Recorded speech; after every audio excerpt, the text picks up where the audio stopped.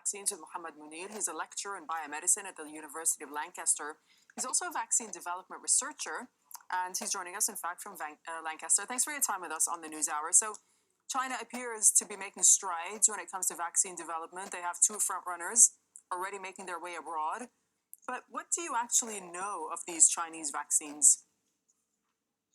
Well, one of the major issues here is that we don't have access to the original data.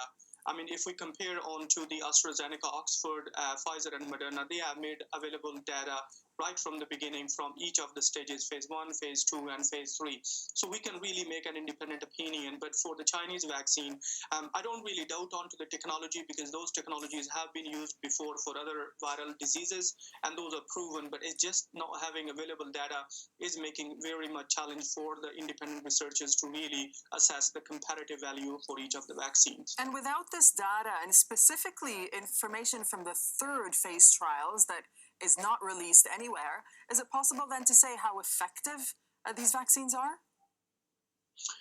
Well, Sinovac, particularly the Sinopharm in UAE, they presented that their vaccine is around 82% effective, but through a press release, which is really not what we look into the scientific communities. I think without having original data, like the number of people who've been recruited, if they have any side effects, what is the level of T-cell responses, what is the level of antibody responses, all these data come together, then we'll be in the position to really make a good assessments. But without having original data, is really hard to make an assessment whether it is safe, effective, and good quality to go into the human arm. So let me ask you then, why is it that they haven't released the original data?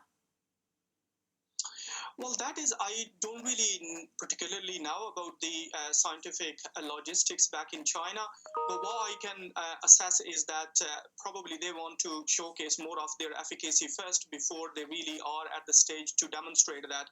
But that really jeopardized the vaccine campaign itself because, as I said before, I don't doubt on the technology. This technology has been there for the inactivated vaccine and vectored vaccine. Those are very good approaches.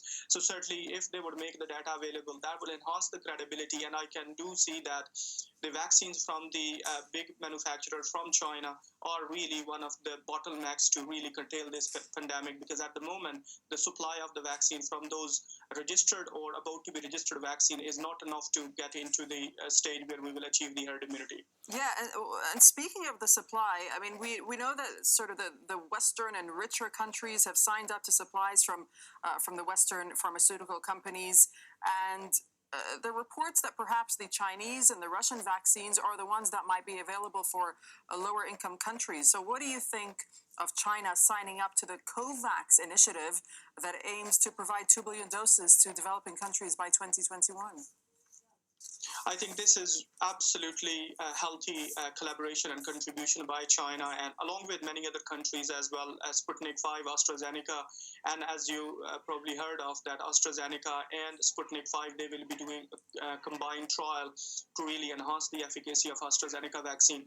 So any of these effort into COVAX facility is healthy and appreciative, because COVAX itself has so many challenges to supply the vaccine to the low and middle income countries, and until they are financially fine, until they have enough supply of the vaccine doses, the success of COVAX is really jeopardized, and failure of COVAX is a failure of vaccine campaign, particularly in the low and middle income countries.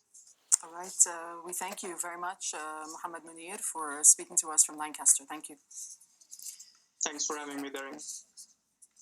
Now the Al Jazeera